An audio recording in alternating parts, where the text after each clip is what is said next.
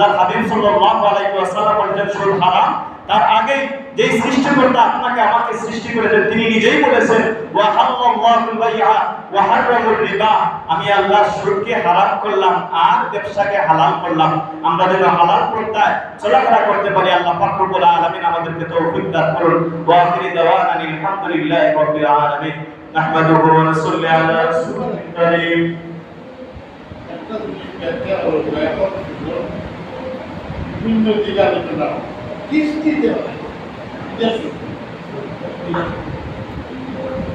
কিস্তির মধ্যে যদি আপনি যেই টাকাটা আপনি কিস্তি দিয়ে আনলেন, একটা ব্যাংকের মাধ্যমে যেমন আপনি 50,000 টাকা তুললেন, তোলার পরে আপনি তাকে 50,000 টাকার বিনিময়ে 1 মাস শেষে অথবা 2 মাস শেষে আপনি তাকে 10,000 টাকা দিলেন, এটাও সুদ।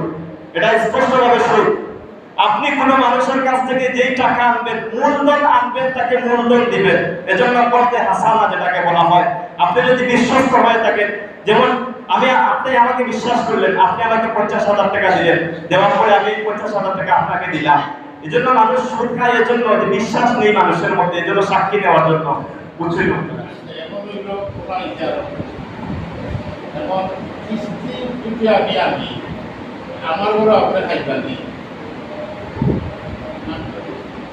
এখন হচ্ছে কি আপনি আমি মসজিদের দায়িত্বের মধ্যে আছি, ইমামের দায়িত্বে আছি।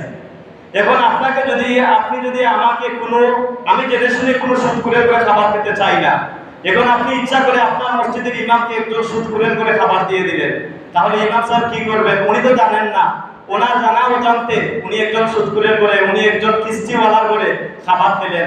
তাহলে ওর অজান্তে যদি আমি পেয়ে থাকি তাহলে আমার কিছু হবে না। তবে আপনি যে একজন পবিত্র মানুষকে যিনি মিম্বরের মধ্যে কথা বলেন, যার পেছনে আপনি নামাজ পড়েন, তাকে আপনি একজন সুদখোর হয়ে আপনি একজন ব্যাংকের সাথে লোন তুলে কিস্তি তুলে আপনি টাকা আনলেন, সেই টাকা দিয়ে আপনি এই পরিবারের মধ্যে খরচ করলেন, আর এই খরচ দিয়ে আপনি খাওয়ালেন, এটাও প্রকাশ্য হারাম।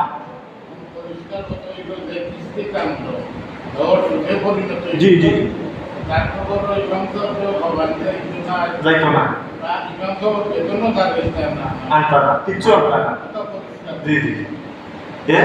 ইমাম সাহেবকে আপনি টাকাও দিবেন না। আপনি মহল্লাবাসী যদি জানেন একজন মানুষ সুদখোর, আপনার দায়িত্ব হলো গিয়ে মসজিদের যেই মানুষটা সুদখোর মসজিদের সাথে সম্পৃক্ত, সেই মানুষটাকে পঞ্চায়েত থেকে বাহির করে দেওয়া।